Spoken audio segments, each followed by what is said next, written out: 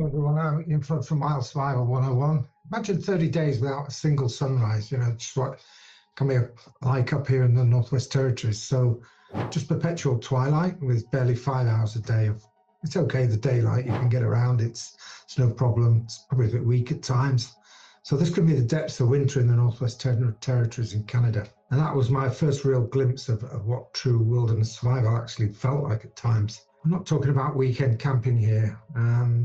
We're talking about making the wild your home, really. Today I'm going to share some secrets to not just surviving, but thriving in long-term wilderness conditions. The mental game, here's the kicker. Some experts estimate that mental resilience can account for 90% of your survival success. And kind of that goes to suggest that all the gear in the world won't save you if your mind gives up. You can have wearing the best gear, the latest gear, the most weatherproof gear.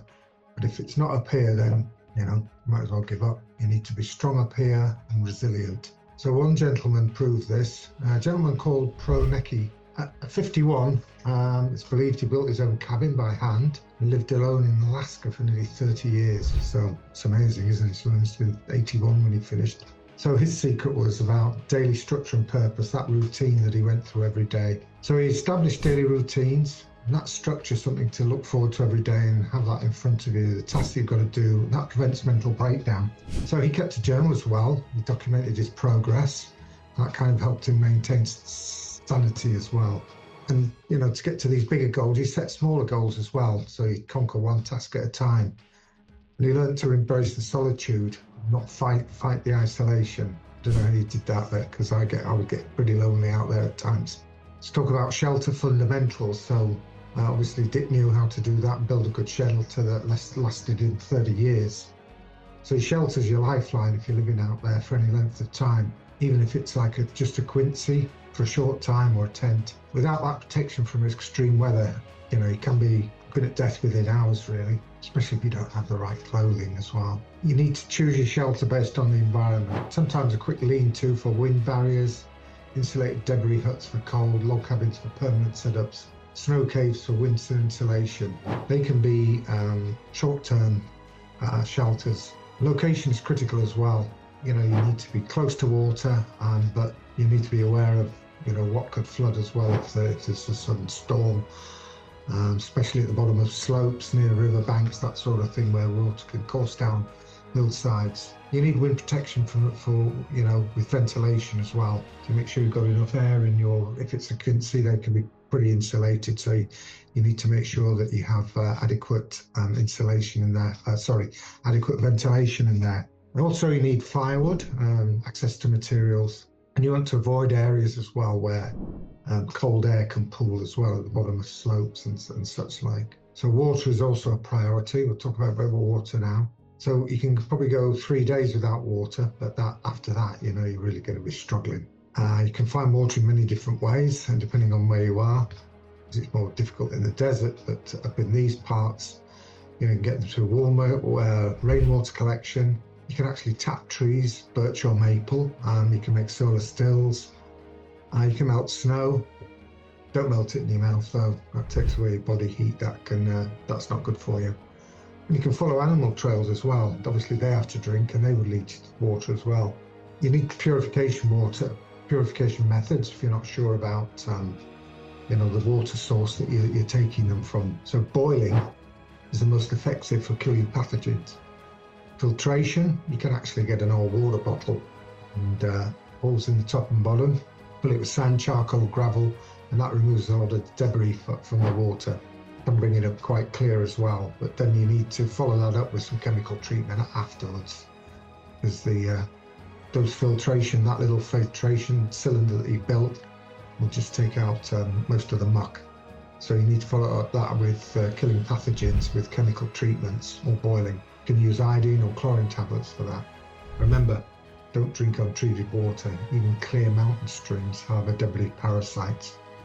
I've suffered that as well. I learned a lesson that, and I had a tummy bug for, I think it was Cryptosporidium, bacterial infection I had for a while. Not good.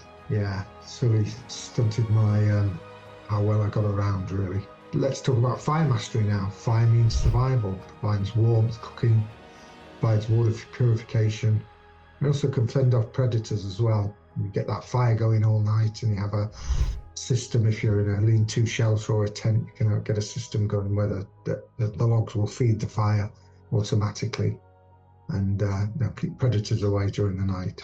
So these methods as well for starting fires.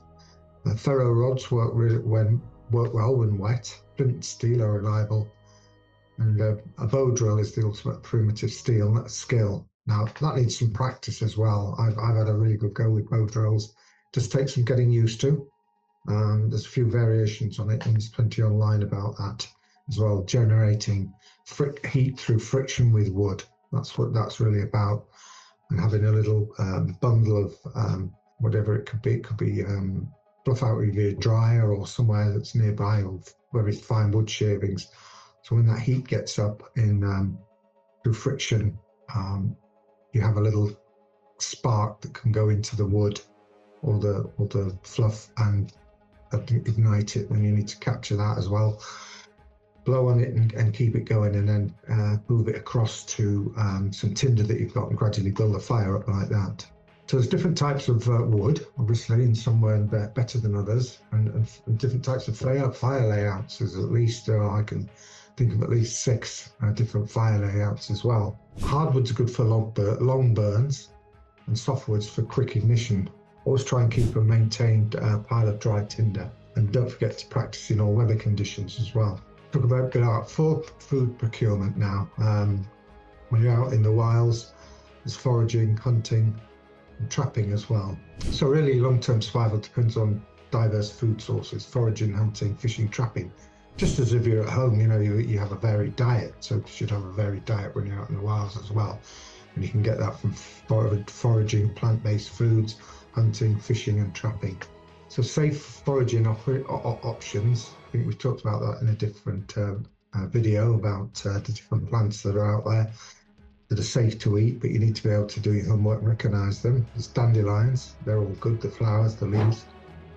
Wild spinach, plantain as well. There's also lots of berries can be around depending on the time of the year as well, mainly in the summer and the fall. Blueberries and raspberries, for instance. And be careful of wild mushrooms as well, unless you're an expert. Some deadly species look identical to edible ones, so you need to be well aware of what you're getting into there. Take an expert with you as well if you want to brush up on identifying mushrooms, and have a good handbook as well. So for protein, you can set snare traps for rabbits. You can go fishing as well with handmade lines, and you can track animals by observing scatter movement patterns and hopefully know where to leave snares for them. Or you might have some way of hunting them by bow and arrow or even a rifle. So a bit about navigation basics. Getting lost can have there's dire consequences really. You could learn natural navigation as well. If you happen to be traveling by night, look for the North Star for nighttime direction. Note that moss grows thicker on the north side of trees, and the sun rises in the east and sets in the west. You might have a GPS with you, but they can fail. You can run out of don't have enough batteries, or the batteries run out sooner than expected. So always carry a map and a compass, and know how to use them and practice how to use them as well. You can always mark your trail with rock piles as well, if you think you need to head back in the same direction you came in.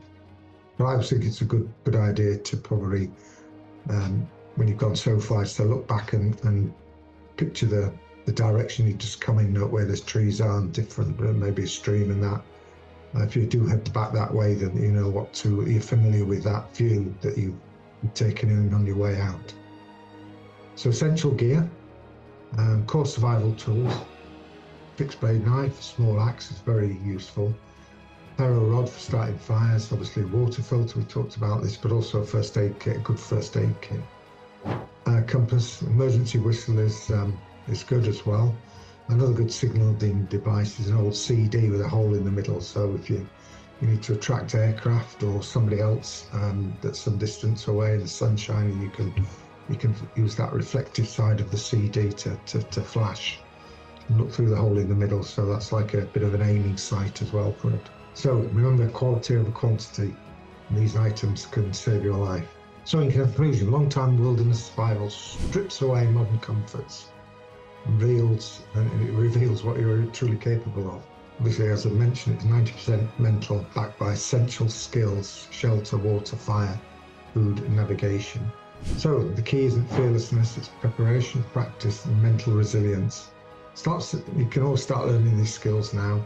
Before you need them, you can learn them close to home, even in your backyard. So you don't have to delve right up into the wilderness for days on end to learn these skills. Build up slowly. So, which survival skill will you master first? Drop your answer in the comments below. And if this has opened your eyes to real wilderness survival, smash that subscribe button and hit the notification bell for more life-saving content. So, until next time, stay wild, stay prepared. Bye-bye.